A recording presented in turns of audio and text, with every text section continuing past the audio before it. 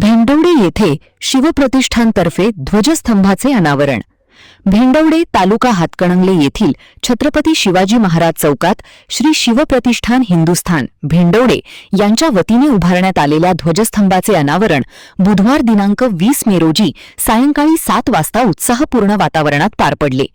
रामकृष्ण विवेकानंद सेवा केंद्राचे स्वामी देव सेवानंद महाराज यांच्या हस्ते ध्वजस्तंभाचे अनावरण करण्यात आले।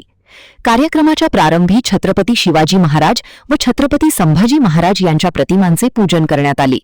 तसेच कै सूरज निकम यांच्या प्रतिमेलाही पुष्पहार अर्पण करून अभिवादन करण्यात आले।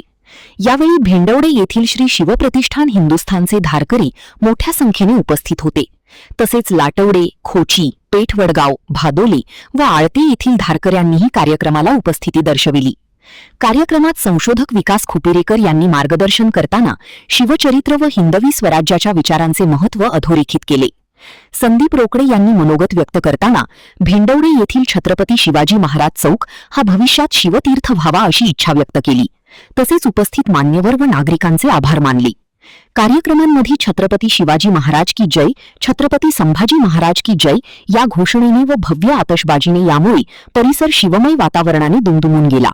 महान कार्य न्यूजसाठी संदीप रोकडे, भेंडवडे।